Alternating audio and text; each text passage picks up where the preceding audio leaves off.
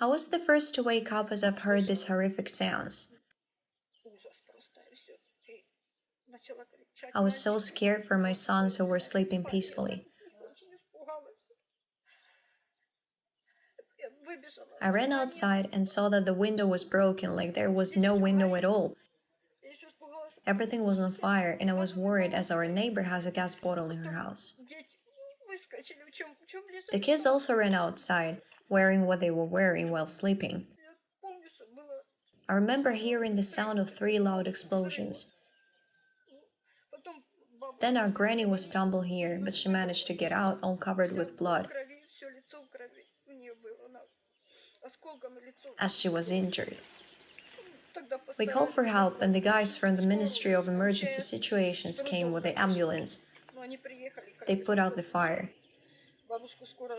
The ambulance took our granny to the military hospital because she needed her wounds to be treated. This was so horrible. I guess they fired from the north. The Polo side and hid there. The place where the kids were sleeping, look, the roof is gone. Look, the house is in ruins. No house, nothing.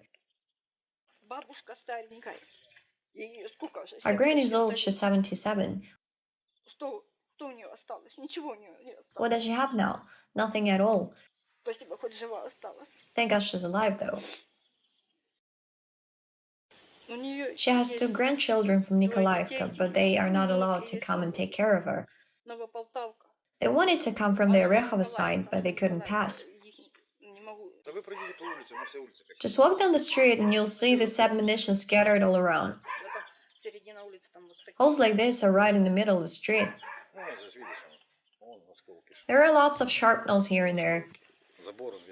The entire wooden fence is riddled and there is a small funeral right there. All's dug.